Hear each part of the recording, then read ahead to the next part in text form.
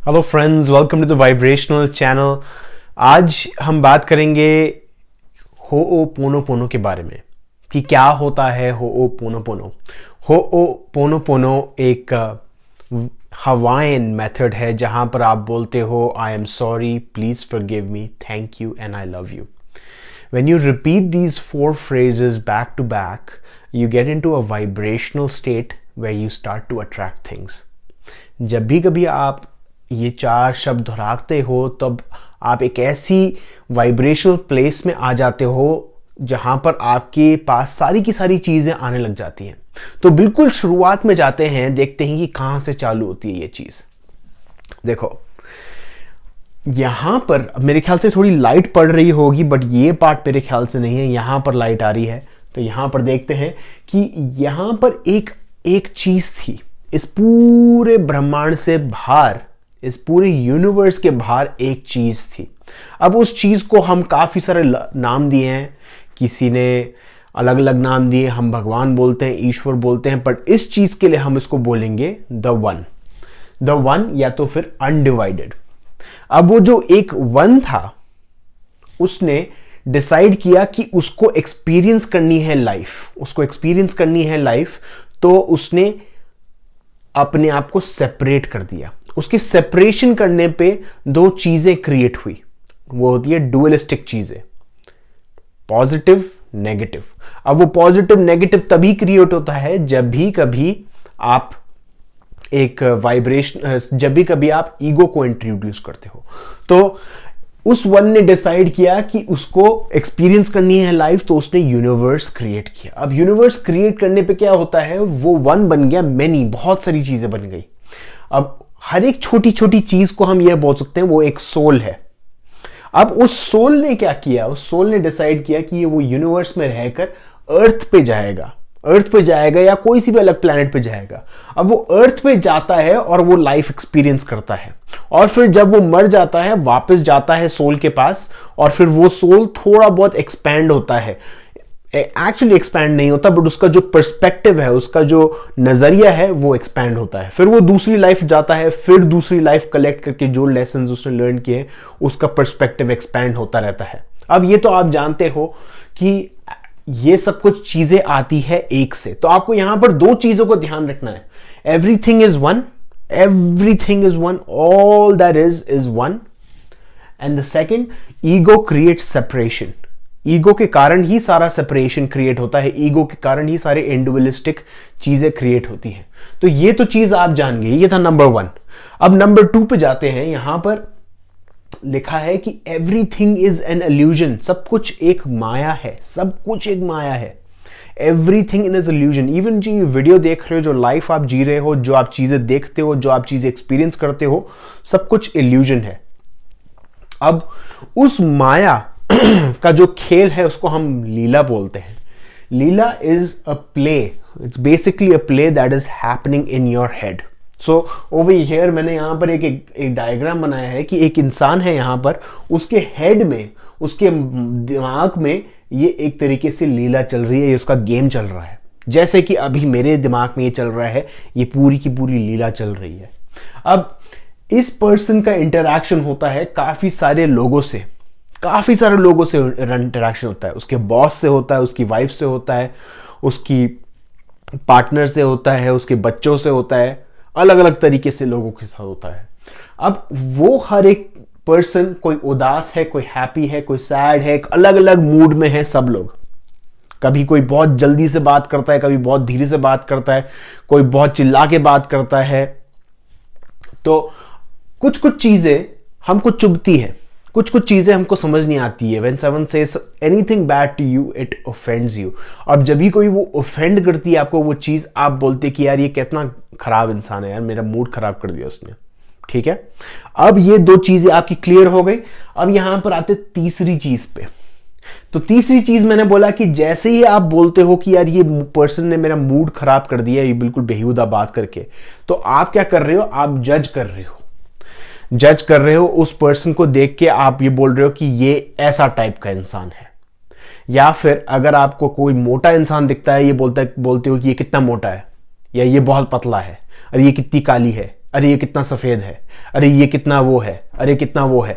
ऐसे करके काफी सारी चीजें पे हम उनको जज करते हैं, उनको कंप्लेन करते हैं और एनवी भी करते हैं। इवन इनफैक्ट स्पिरिचुअल जो वर्ल्ड में है, काफी सारे लोग ये बोलते हैं कि यार ये पर्सन बहुत नेगेटिव है, ये पर्सन बहुत पॉजिटिव है।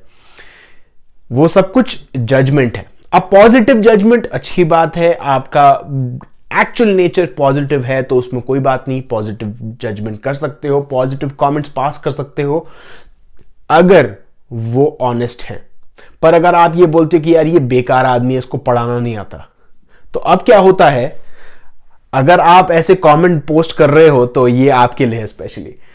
अगर आप जज कर रहे हो किसी भी पर्सन को या कंप्लेन कर रहे हो, तो आप उस पर्सन को कंप्लेन नहीं कर रहे, आप अपने आप को कंप्लेन कर रहे हो। क्यों? क्योंकि जैसे कि मैंने बताया कि सब कुछ एक चीज है। अब वो एक जो है उसने अपने आप को हिस्सों में बांट दिया है। अब वो हर एक पर्सन जो है उनके दिमाग में ही सारा गेम चल रहा है, उनके दिमाग में ही सारा गेम चल रहा है। तो जो पर्सन आपकी लाइफ में है, जो उदास है, सैड है, कोई भी है, वो सब लोग जो लोग हैं वो सिर्फ और सिर्फ आपका एक अंश है, आपके एक एस्पेक्ट है। वो एस्पेक्ट आपके कैरेक्टर्स हैं। अब मान लीजिए कि आपकी खुद की एक मूवी बन रही है, वो आपके दिमाग में है। एक में हीरो है, एक में विलन है, एक में हीरोइन है, ऐसे करके काफी सारे कैरेक्टर्स हैं, कोई डांसर्स हैं, कोई ये हैं, सब कुछ आपके दिमाग में चल रहा है। अब ये सारे के सारे, अगर मान लो मैं बोलता हूं कि मैं ऋतिक रोशन को एक्टर मानता हूं या उर्मिला मातोंडकर को एक्ट्रेस मानता हूं, तो ये सारी की सारी चीजें एक्चुअली में तो वो आकर आपके दिमाग में वो गेम नहीं खेल रहे, आप खुद ही खेल रहे हो। आप ये सोचते हो कि यार ये ऋतिक रोशन है, ये वो है, तो ये सब कुछ आपके दिमाग में चल रहा है।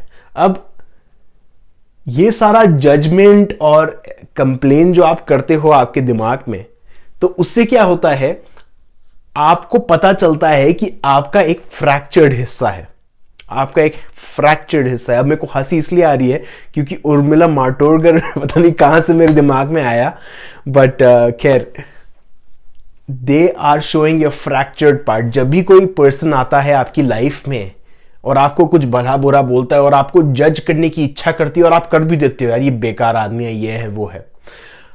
जज करने से पहले यह सोचिए कि वो पर्सन आपकी लाइफ में इसलिए है क्योंकि वो पर्सन आपको दिखा रहा है कि आपका खुद का एक हिस्सा है, आपका खुद का एक अंश है, आपका खुद का एक एक्टर है आपके प्ले में, जो आपका रोल निभा रहा है।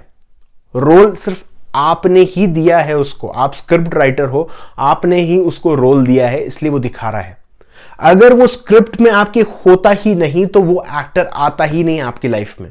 समझ रहे हो? बहुत ही टेक्निकल चीज है और ये बहुत ही इंटरेस्टिंग चीज है। जो भी लोग आपकी लाइफ में नेगेटिव हैं वो सिर्फ और सिर्फ आपको आपका एक आईना दिखा रहे हैं कि ये चल रहा है आपकी लाइफ में। अब they are showing your fractured और ब्रोकन पार्ट। अब यहां पॉइंट 3 से लेकर मैं सीधा पॉइंट 5 पर आऊंगा। यहां पर पॉइंट 5 में मैंने बताया था कि पुराने वीडियोस मैंने बताया था कि एक इंसान के काफी सारे हिस्से बन जाते हैं, काफी सारे फ्रैक्चर्ड पार्ट बन जाते हैं और शुरुआत होती है बचपन में। बचपन में जब आपके पेरेंट्स आपको बोलते हैं कि यार तू इतने पैसे खर्च करता है, तेरे को बिल्कुल अक्ल नहीं है, हम यहाँ पर कमा के आते हैं, तो वो बच्चा सोचता है कि उसको पैसे खर्च नहीं करने चाहिए, चाहे उसकी खुशी की ही बात क्यों ना हो, उसकी खुशी कोई मायने नहीं देती, तो उसको पैसे नहीं खर्च करने चाहिए। इनफैक्ट वो पैसे डिजर्व भी नहीं करता। तो क्या होता है, एक फ्रैक्चर्ड पार्ट क्रिएट हो जाता है, एक अलग हिस्सा पार्ट क्रिएट हो जाता है जो बोलता है कि मैं पैसे डिजर्व नहीं करता। जबकि आप आपके कॉन्शियस माइंड में सोचोगे कि मुझे पैसे चाहिए, बट वो छोटा जो बच्चा है, जो फ्रैक्चर्ड पार्ट है आपका, वो आपको बताता रहेगा कि यार नहीं, पैसे में डिजर्व नहीं करता। अब ये जो फ्रैक्चर्ड पार्ट है ये खुद अपनी लॉ ऑफ अट्रैक्शन यूज कर रहा है। ये बहुत ही इंटरेस्टिंग चीज है। ये जो बच्चा है, ये जो फ्रैक्चर्ड पार्ट है आपका, ये खुद लॉ ऑफ अट्रैक्शन यूज कर रहा है और वो वाइब्रेशन भेज रहा है जिसके कारण वो नेगेटिव पर्सन आपकी लाइफ में आया। वो नेगेटिव पर्सन आपकी लाइफ में आया सिर्फ और सिर्फ आपको दिखाने के लिए कि भैया आपका एक फ्रैक्चर्ड हिस्सा है जो आपको समझना है। अभी आपको वो स्क्रिप्ट काटनी है, ठीक है। अब ऐसे करके काफी सारे फ्रैक्चर पार्ट है। हर एक इशू में, हर एक टॉपिक में आप अपना एक हिस्सा निकाल सकते हो। ठीक है, ये चीज तो हम जान गए। अब कैसे काम करती है होओपोनोपोनो? होओपोनोपोनो सिंपल और सिंपल बोलती है कि फॉरगिवनेस। जब आप कभी किसी को फॉरगिव करते हो, जब आप अपने आप को फॉरगिव करते हो, तो क्या होता है, वो अपना जो आपका जो टूटा हुआ हिस्सा है वो धीरे धीरे डिसॉल्व होने लग जाता है। उसका एक एक्चुअल फुल प्रोसेस है जो मैं आने वाले वीडियोस में शेयर करूंगा, बट होओपोनोपोनो भी बहुत ज़्यादा पावरफुल है। अब कैसे होता है होओपोनोपोनो? जब भी कभी आप दूसरों को फॉरगिव करते हो, वो जो उदास पर्सन है या जो वो रूड पर्सन है आपकी लाइफ में, जब भी कभी आप उसको फॉरगिव करते हो, जब भी कभी आप उनको माफ करते हो, आप अपने आप को माफ कर रहे हो। क्योंकि जब भी कभी आप जज कर रहे हो उस पर्सन को, जब भी कभी आप उसके ताने दे रहे हो कि वो बहुत अमीर है, ये बहुत गरीब है, ये घमंडी है, तो सिर्फ और सिर्फ आप अपने ऊपर ही जज कर रहे हो। तो जब भी कभी आप फॉरगिव करते हो दूसरे लोगों को, तो आप अपने आप को फॉरगिव कर रहे हो। इसलिए जब जीसस आए थे यहां पर, उन्होंने सिंपली ये बोला था कि जब भी कभी आप किसी को जज करते हो, तो लोग आप पे जज करते हैं।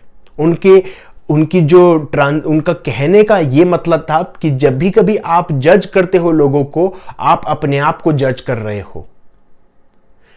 एक्चुअली जो ट्रांसलेशन थी वो मिस ट्रांसलेटेड थी, बट जब भी कभी आप दूसरों को जज करते हो, आप अपने आप को जज कर रहे हो, क्योंकि आपका ही वो हिस्सा है।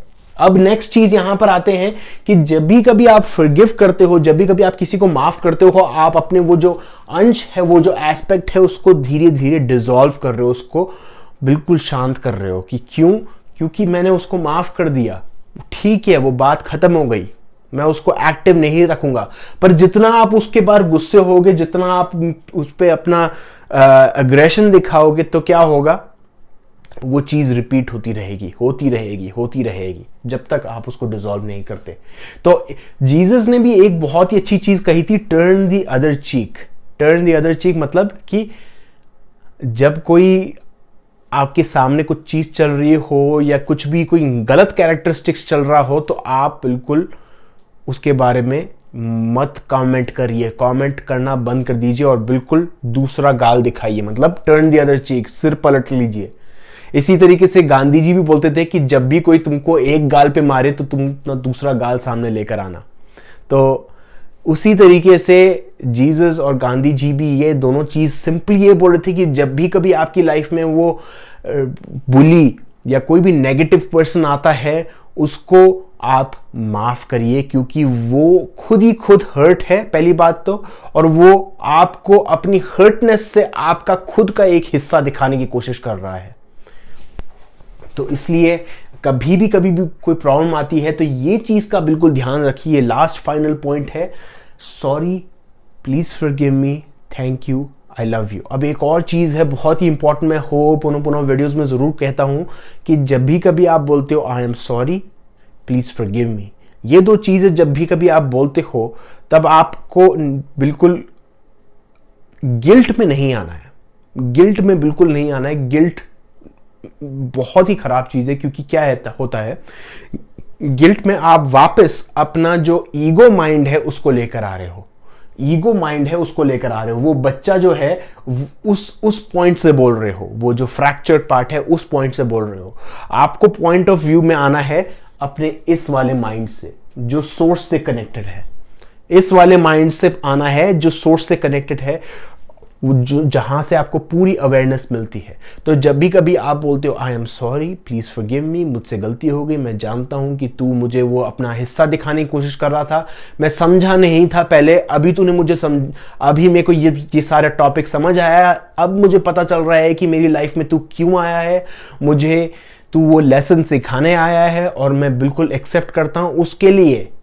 उसके लिए मैं थैंकफुल हूं, और मैं उसके लिए तेरे से बहुत ही ज्यादा प्यार करता हूं, क्योंकि तू और मैं दोनों एक ही चीज से आते हैं, अब कई बार ये बहुत मुश्किल होता है, अगर आपकी बहुत बड़ी दुश्मनी है किसी पर्सन से, कई बार ये बहुत मुश्किल होगा कहना आपके लिए, पर ये बहुत ही ज्यादा जरूरी है। सो दोस्तों, ये करते रहो प्रैक्टिस, और क्योंकि ये जो प्रैक्टिस है बहुत ही स्पिरिचुअली डीप प्रैक्टिस है, इसके लिए जो जीसस क्राइस्ट थे, उन्होंने हमेशा इसके बारे में बोलते रहे कि दूसरों को जज मत करो और लोगों को फॉरगिव करो। इनफैक्ट जब कभी वो मर रहे थे, जब उनको क्रूसिफिकेशन पे चढ़ाया था, उस टाइम पे भी उन्होंने बोला था कि father please forgive them for they do not know what they are doing. So thank you दोस्तों, अगर आप ये प्रैक्टिस कर सकते हो तो करिए, और अगर आपको क्वेश्चंस हैं तो प्लीज़ पूछिए। उर्मिला माटोरकर के बारे में बिल्कुल मत पूछना, क्योंकि मुझे नहीं पता कि वो मेरे दिमाग में कैसे आई। Thank you.